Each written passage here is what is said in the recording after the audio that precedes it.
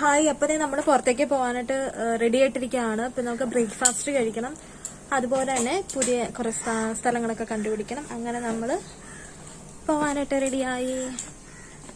ഇനി നമുക്ക് പോകുന്ന വഴി കാണാം. അപ്പോൾ നമ്മൾ മഡ്ഗാവിലെത്തി. അപ്പോൾ അവിടെ നിന്ന് ബ്രേക്ക്ഫാസ്റ്റ് കഴിക്കാമെന്ന് വിചാരിച്ചു. അപ്പോൾ നമ്മൾ കഴിക്കുന്ന ബ്രേക്ക്ഫാസ്റ്റ് എന്ന് പറഞ്ഞാൽ പാവ് ബജിയാണ്. ഇനി നമുക്ക് അടുത്തുള്ള ബീച്ചിലേക്ക് പോവാം. ഹായ്, ഇപ്പോൾ നമ്മൾ കോൾവ ബീച്ചിലേക്ക് എത്തിയിരിക്കുകയാണ്.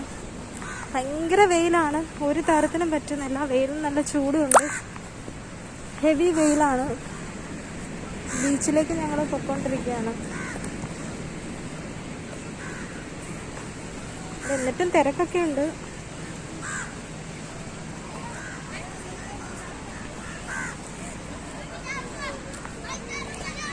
വല്ല തണൽ സ്ഥലം വല്ലതും കാണുന്നു നിൽക്കാനായിട്ട്.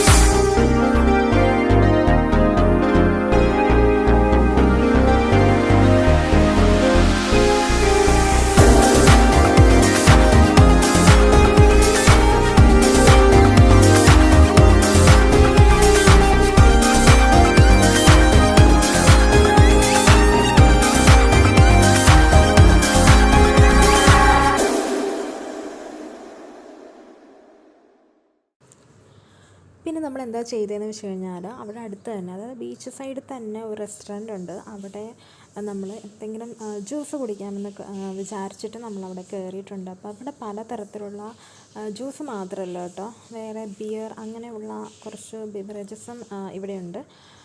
അപ്പം ഇവിടെ അതിൻ്റെ മെനു നമ്മൾ നോക്കിക്കൊണ്ടിരിക്കുക. സൂപ്പ്, പിന്നെ ജ്യൂസസ്, ഐസ്ക്രീംസ്, അങ്ങനെ ഡെസേർട്ട്, അങ്ങനെ പല മെനു ഒരു കൊടുത്തിട്ടുണ്ടായിരുന്നു.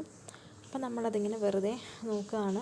എന്തെങ്കിലും ഒന്ന് കഴിക്കണം വെച്ചാൽ ഹെവി ആയിട്ട് കഴിക്കണമെന്നില്ല, ജ്യൂസായിട്ടുള്ള എന്തെങ്കിലും കഴിക്കണമെന്ന് വിചാരിച്ചിട്ട് നമ്മൾ അതിങ്ങനെ നോക്കിക്കൊണ്ടിരിക്കുകയാണ്. ഫിഷ്, പ്രോൺസ്, ചിക്കൻ, ക്രാബ്സ് എന്നിവിടെ എല്ലാ ഐറ്റംസും അവിടെ അവൈലബിൾ ആയിരുന്നു. അപ്പോൾ നമ്മൾ ഹെവി ആയിട്ടൊന്നും കഴിക്കണ്ടെന്ന് വിചാരിച്ചിട്ട് നമ്മളൊരു ഫ്രഷ് ലൈമാണ് അന്ന് അവിടെ നിന്ന് കഴിച്ചത്. അപ്പോൾ അത് നമ്മൾ ഓർഡർ കൊടുത്തതിന് ശേഷം നമ്മളത് അവിടെ നിന്ന് കഴിക്കാനായിട്ട് പോവാണ്.